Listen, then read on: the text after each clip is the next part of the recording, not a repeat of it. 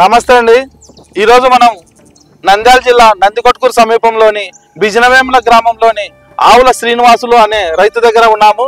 ఎందుకంటే అతను దాదాపు 800 ఆవులను పోషిస్తున్నాడు. అతను ఏ విధంగా పోషిస్తున్నాడు, అతని కష్ట నష్టాల గురించి ఈరోజు మనం తెలుసుకోబోతున్నాము.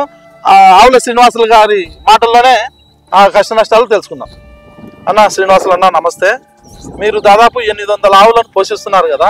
ఈ మేత లేని కాలంలో, ఈ ఎండాకాలంలో, ఈ బీడు భూముల మధ్య, ఈ కొండల మధ్య మీరు ఎలా పోషిస్తున్నారు ఆవులను? ఏం లేదన్నా, మేము పొలం తీస్తాం ఆవుల్ని. ఇంటికాడ మేత వేయాలంటే మాకు స్థలం లేదు. దానికి తోడు ఒకటి ఏది సెంటర్ సదరంగా లేదు. మాకు మేపు కొనుక్కొచ్చేయాలంటే డబ్బులు పెట్టి చేయలేకపోతున్నాం. అందుకే పొద్దున 6 గంటలకు తీసుకుపోతాం ఆవుల్ని. కృష్ణానదికి పోతాం. సాయంత్రం 6 గంటలకు వస్తాం. పొద్దున్న 9కి తీసుకుపోతే సాయంత్రం 6 గంటలకు వస్తాం అన్న. దానివల్ల కొంచెం మాకు మేపగలుగుతున్నాం, లేదంటే చాలా ఇబ్బంది. అదే వాస్తవంగా 800 ఆవులకు పశుపోషణ చేయాలంటే చాలా కష్టంతో కూడుకున్న పని. మీరు ఆవులను మేపుకొని వచ్చిన తర్వాత నైట్ ఇంటి దగ్గర మేత ఏదన్నా వేస్తారా? లేదన్నా, వేస్తాం కానీ తక్కువన. ఒక ఏదన్నా పానం బాలిన ఆవులకు, మెత్తబడిన ఆవులకు, నీన్ని ఆవులకు మాత్రం వేస్తాం రాత్రి. అన్ని ఆవులకని అంటే అన్ని ఆవులకంటే కష్టం చేయాలి. అలాగే మీరు ఇన్ని ఆవులను పోషిస్తున్నారు కదా, వాటికి వర్షాకాలంలో, ఎండాకాలంలో రక్షణగా ఏమన్నా షెడ్ ఏర్పాటు చేసుకున్నారా? ఏం లేదన్న, వర్షాకాలంలో వర్షానికి ఉండాల్సిందే, చలికాలంలో చలికి ఉండాల్సిందే, ఎండాకాలంలో ఎండకే ఉంటుంది. అలాగే అట్లనే ఉంటుంది. చెడ్డు పెట్టి చేయలేకపోతాం. అయితే ఉదయం పూట బయటికి మేతకు కృష్ణానదికి వదిలి మళ్ళీ నైట్ వచ్చిన తర్వాత ఇంటి దగ్గర ఒక బయటనే ఆరు బయటనే పెట్టి మరుసటి రోజు ఉదయం కూడా అదే విధిగా తీసుకుపోతారు. బాడీ కల్లాలు తీసుకున్నాం. బాడు కల్లాలలో కల్లాలలో. వీటితో పాటు మీరు 20 గుర్రాలను కూడా పోషిస్తున్నారు కదా, వీటిని కలిపి పోషిస్తున్నారా, వీటిని విడివిడిగా పోషిస్తున్నారా? లేదన్నా, నేను ఏదో సూర్యభవనుడికి ఒక 7 గుర్రాలు కదా, అట్లా ఒక 7 గుర్రాలు ఉంటే మంచికి బాగుంటది అని, 7 గుర్రాలు సాగితే బాగుంటుంది అనే ఆలోచనతో ఒక 7 గుర్రాలు తీసుకొచ్చిన. అవి 1కి 2 అట్లా 20 పెద్ద గుర్రం కొనుక్కొచ్చినాం. కావాలనే కొనుక్కొచ్చినాం. ఏదైనా సామాన్ తీసుకోనికి, ఏదైనా అవసరం కొనికి. ఈ బయట పెట్రోల్ దీనికి ఇబ్బంది అవుతుంది. అది కాక అక్కడ పొలంలో బండ్లు నడసాం. గుర్రం మీద అయితే ఎక్కడైనా పోవచ్చు, రావచ్చు అని. అంటే మీరు గుర్రం మీదనే పొలాలకు వెళ్తుంటారు?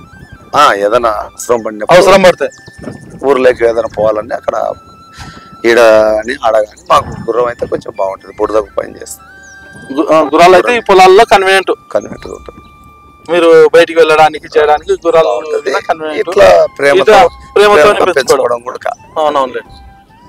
బైకులు అవి అంటే పెట్రోల్ అవి యూజ్ చేయాలి. ఇదైతే గుర్రాలకైతే దానికి ఆవులతో పాటు మేస్తా ఉంటాయి. కలిసిపోయినాయి అన్న, ఆవులతో పాటు కలిసిపోయినాయి. అన్ని ఆవుల మీద అమ్మడి మేస్తాయి, ఆవుల అమ్మడి తిరుగుతాయి. అన్న 800 ఆవులను మరియు 20 గుర్రాలను పోషించడం అంటే మీకు ప్రత్యేక నమస్కారాలు తెలియజేస్తున్నాం. ఎందుకంటే ఇది ఆషామాషి విషయం కాదు. ఇప్పుడు ఇంటికి ఒక ఆవును, ఒక బర్రెను పెంచాలంటే కూడా చాలా కష్టమైన రీతిలో, ఈ మేతలు లేని కాలంలో చాలా ఇబ్బందులు పడి చాలా మంది ఆవులు ఇట్లా గేదెలు ఉండేటివి కూడా వాళ్ళు అమ్ముకోవడము, వేరే వృత్తుల్లోకి వెళ్ళిపోవడం జరుగుతుంది. అలాంటిది మీరు ఈ కాలంలో కూడా 800 ఆవులను పోషిస్తున్నారంటే మీకు మనస్ఫూర్తిగా మేము అభినందిస్తున్నామన్నా. మీ మేలు మర్చిపోలేము. భావితరాల వారికి కూడా ఈ పశు సంపద భవిష్యత్తు తరాల వరకు చూపించాలి అని అంటే మీలాంటి వ్యక్తులు ఉన్నందుకు మేము గర్విస్తున్నామన్నా. గవర్నమెంట్ నుంచి ఏదన్నా సహకారం అందుతుందా? గవర్నమెంట్ నుంచి ఎటువంటి సాయం లేదన్నా. గవర్నమెంట్ నుంచి సహకారం ఏమి అందలేదు. ఏదన్నా వాళ్ళ దృష్టికి తీసుకుపోతున్నారా? తీసుకుపోవాలని చూస్తున్నాం. మాకు స్థలం లేదనే కోసం తిరిగినాము. మా స్థలాన్ని కూడా ఇబ్బంది పెట్టిన, మాకు స్థలం లేక చాలా ఇబ్బంది పడుతున్నాం. ఎవరైనా సహకరించడంలా, ఎవరిని అడిగినా ఏం పెద్దగా ఇది లేదు. ఒకసారి గవర్నమెంట్ దృష్టికి కూడా తీసుకుపోండి అన్న. తీసుకపోతే చూస్తాం, వాళ్ళు కూడా మీకు సాయం చేస్తే మీరు ఇంకా కొంత ఈ పశు సంపదను కూడా పెంచే ఉద్దేశం ఉంటుందని చెప్పేసి మేము కోరుకుంటున్నాం అన్న.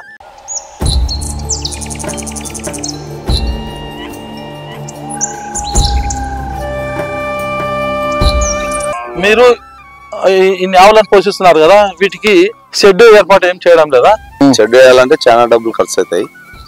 మన దగ్గర అంత లేదు. ఒక ఆవుల్ని పెంచినాం కానీ షెడ్ ఇవి ఆలోచించేయాలి. అవునన్నా. ఇప్పుడు షెడ్ వేయడానికి అమౌంట్ ఖర్చు అవుతుంది అన్నారు, వాస్తవమే. ఇన్ని ఆవులను పోషిస్తున్నారు కదా, వీటిని పాలను తీసి బయటికి అమ్మవచ్చు కదనా, మీరు అలాగ చేస్తున్నారా? నేను అమ్మను, పాలు అమ్మడం. మరి పాలు ఏ విధంగా చేస్తున్నారు? చిన్న పిల్లలకు తల్లి పాలు లేని వాళ్ళకు ఎవరైనా అవసరం ఈ పాల కోసం వస్తే మా కాడికి పాలు ఇస్తాం. అవునవును. లేదంటే వాళ్ళ ఇంటికి ఆవును వాళ్ళ ఇంటికి ఆవును పంపిస్తాం. వాళ్ళకి పాలు చూసుకుంటాం, ఆవులను చూసుకుంటాం అంటే వాళ్ళు పెంచి పోషిస్తాం అంటే వాళ్ళ దగ్గరికి ఆవును పంపిస్తాం. మరి మీకు ఆదాయ వనరు ఏ విధంగా? ఇప్పుడు మీ కుటుంబం కూడా నడవాలి కదా. ఇప్పుడు ఆవుల పాలు అమ్మను అన్నారు, పితికి బయట ఆదాయం కోసం అమ్మము అన్నారు. మరి ఆవు దూడలను ఏమన్నా పెంచిన తర్వాత ఆవు దూడలను ఏమన్నా అమ్ముతారు? ఆవు దూడలు రైతులకు ఇస్తాం. రైతులకు ఇస్తారు అంటే ఉచితంగా? ఉచితంగా అంటే ఉచితంగా ఇస్తాం, కొన్ని డబ్బులకి ఇస్తాం. అవును. మీరు జంతుజాలంలో ఇన్ని జంతువులు ఉన్నాయి కదా, ఈ ఆవులనే పెంచి పోషించాలనే ఉద్దేశం మీకు ఏ విధంగా కలిగింది? కోరిక చిన్నప్పటి నుంచి. అంటే ఆవు గొప్పదనం విన్నా ఎలాగా?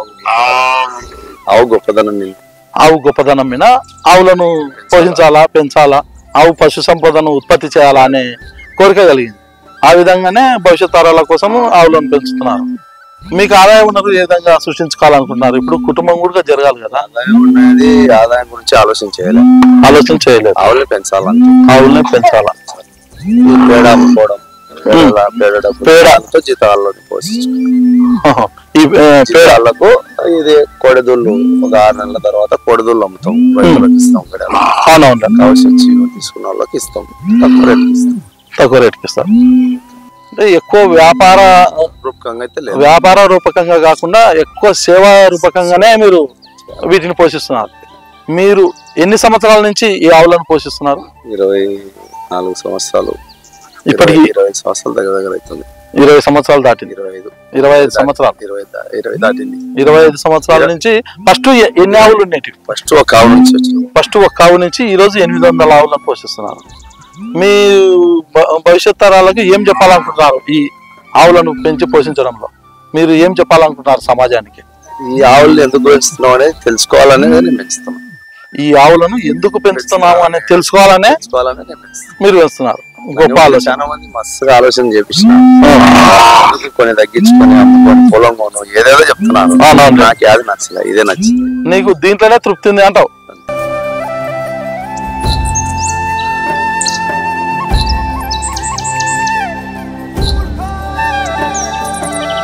ఇప్పుడు ఈ యంత్రం ఉంది కదా, ఇది ఎందుకు ఉపయోగిస్తున్నారు ఆవులకు?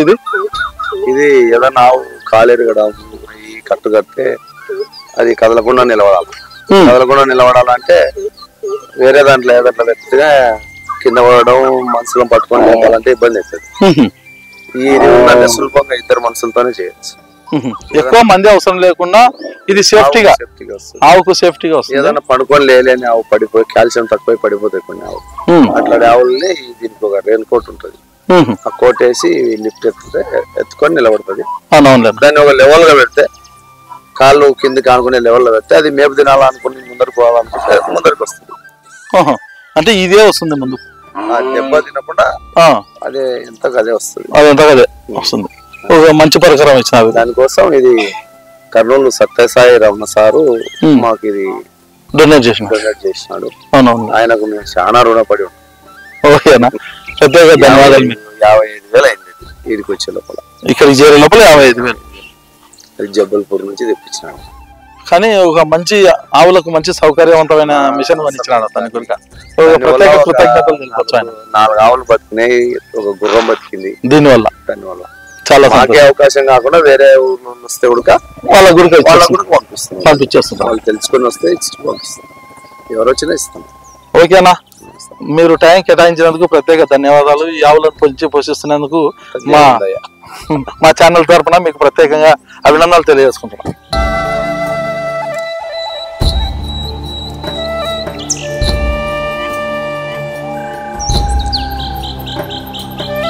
అన్నా, మీకు ఆవు దూడకు తలపై 4 పుట్టిందన్నారు, నిజమేనా? అవునా, ఈ దూడనేనా?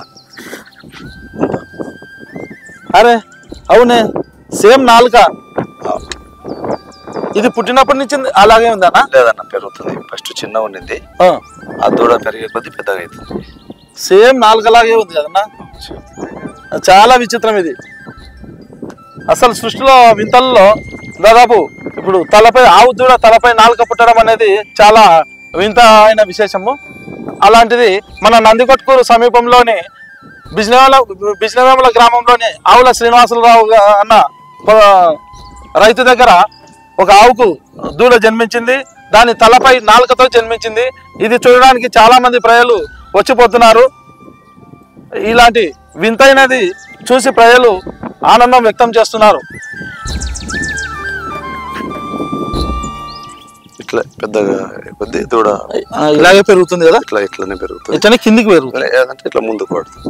ఇట్లన్నా ఇట్లా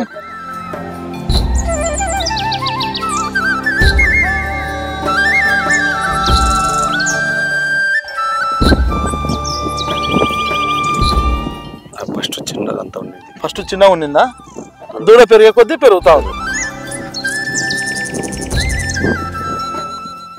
దూడ కూడా చాలా హుషారు ఉంది కదా పుట్టినప్పటి నుంచి. 20 రోజుల దూడ. ఇది 20 రోజుల దూడ. ఓకే, ఇది 20 రోజుల కిందట ఆవుకు దూడ జన్మించిందంట. ఇది పుట్టినప్పుడు దూడ తలపై నాలుక చిన్నగా ఉండిందంట.